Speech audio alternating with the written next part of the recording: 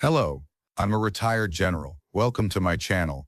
I'm here because what you see on the news tells you what is happening. I'm going to tell you what it means, as someone who has read intelligence assessments and been inside decision-making rooms. One more thing before we begin. This channel uses its revenue to fund student scholarships. If you subscribe, like, and comment, you are directly supporting that mission. Please hit subscribe now and turn on notifications. Now let's get into it. What I'm about to tell you isn't just another Middle East crisis. This is a race against time that will determine who controls the world's oil, who wins this war, and what your gas prices look like for the next decade. Right now, as you're watching this, 3 things are happening simultaneously that will collide in the next 10 days. And when they do, the world changes. First, Israel is in a 48-hour bombing sprint. 2 Israeli military officials told NPR something no government spokesperson will say on camera. Israel wants to keep fighting. It's hoping for several more weeks of war. And right now, the Israeli military is speeding up its targeting as fast as it physically can, hitting arms factories and weapons production facilities before a ceasefire is declared. Let me repeat that. Israel isn't racing to win. It's racing because it's afraid the war is about to end, before Netanyahu finishes the job he spent 40 years waiting to do. Second, Iran just made the Strait of Hormuz permanent. Iran's parliament is voting to formalize permanent sovereignty and control over the Strait of Hormuz, not for the duration of the war. Forever. They're turning a military blockade into a permanent toll booth. Every oil tanker heading to Europe, every LNG carrier heading to Japan, every container ship heading to South Korea would have to pay Iran to pass. 20% of the world's oil supply flows through that strait. Iran is about to own it. Third, Trump extended his deadline again. Donald Trump just posted on Truth Social that he's pausing strikes on Iranian power plants until April 6. His second extension. His second time backing down from a deadline he set himself. And he said this: as per Iranian government request, the government that says no negotiations are happening requested that Trump stop bombing their power plants. And he did. This is day 27 of a war that was supposed to last 2 weeks, and the race between Israel's bomb sprint, Iran's permanent Hormuz claim, and Trump's April 6 deadline is the story that will define how this war ends. Let me show you exactly what's happening on the ground because the details reveal just how badly this has spiraled. Israel's 48-hour window. A person briefed on the operation told NPR the Israeli military is focusing on hitting Iran's arms factories as much as possible in case a ceasefire is declared. 2 military officials said Israel wants several more weeks of war. But here's the critical detail. Israeli officials were surprised by the submission of a ceasefire plan. Jerusalem is concerned that Trump and his team want to push quickly for a framework agreement, rather than insisting on Israel's demands. Surprised, Israel's closest partner submitted a ceasefire plan without warning them. The country America launched this war alongside was blindsided. And their response?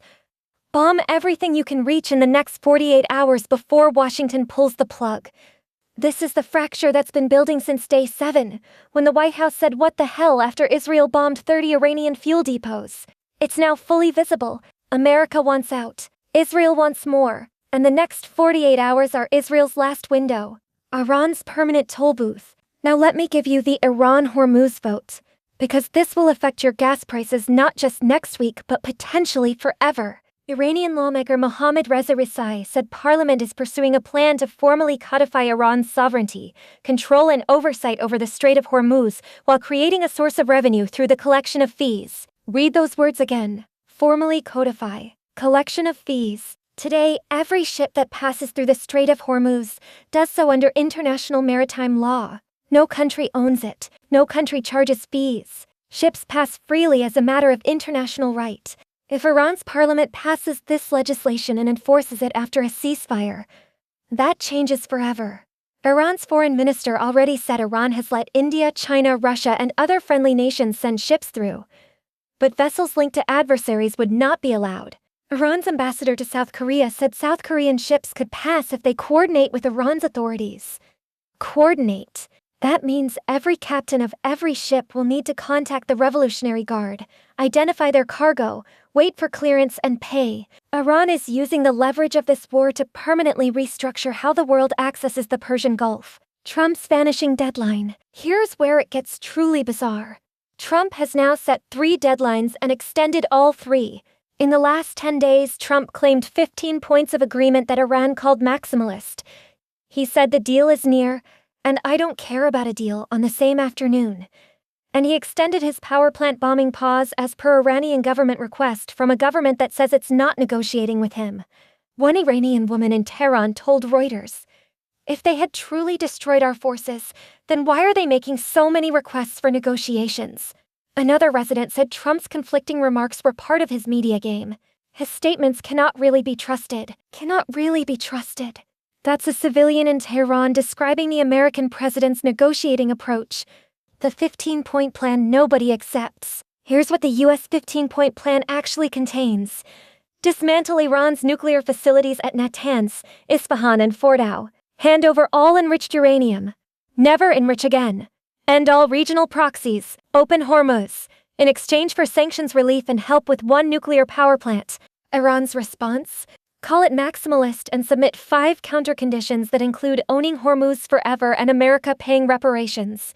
Pakistani Foreign Minister Ishaq Dar, the man physically carrying messages between Washington and Tehran, said the 15 points are being deliberated upon, not negotiated, not accepted, being deliberated upon. The April 6 question. So here's what the next 10 days actually look like. Israel will bomb Iran's arms factories as fast as it can in the next 48 hours.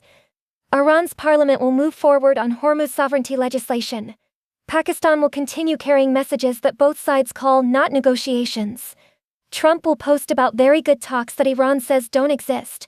And on April 6, one of 3 things happens. A deal is announced that Netanyahu calls premature and Iran calls a great victory. The deadline is extended a 3rd time, making it meaningless. Or Trump bombs Iran's power plants, 90 million Iranians lose electricity, and Iran retaliates by setting Gulf oil infrastructure on fire. If that happens, oil doesn't hit $100. It hits $150, maybe $200. Your gas prices double. The global economy enters recession, and the Strait of Hormuz, which Iran is about to own permanently, closes entirely. What this means for you. This isn't happening in some distant place that doesn't affect your life. 20% of the world's oil flows through that strait. If Iran charges fees, every gallon of gas you buy will cost more. If Iran closes it during escalation, heating your home becomes unaffordable. And if Trump extends the deadline a 3rd time, the message to every adversary on Earth is clear. American threats are negotiable. American deadlines don't hold. And the next crisis, whether it's Taiwan, Ukraine, or somewhere else, starts from a position of American weakness. The race to the finish. Israel has 48 hours to destroy everything it can before a ceasefire stops them. Iran has until the ceasefire to make Hormuz ownership permanent. And Trump has until April 6 to decide if his deadline was real or just another post on Truth Social. 3 incompatible timelines. 3 sides racing for maximum advantage. And one date, April 6, when all of it collides. The world you wake up to on April 7 will be fundamentally different than the one you're living in today.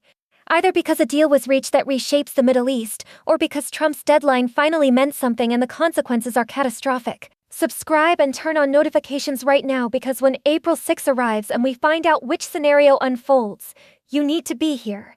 This is the story that determines everything that comes next. Drop your answer in the comments. Do you think Trump extends the deadline a 3rd time? And if Iran owns Hormuz forever, does the world accept it or fight it? This is the race, and we're about to find out who wins.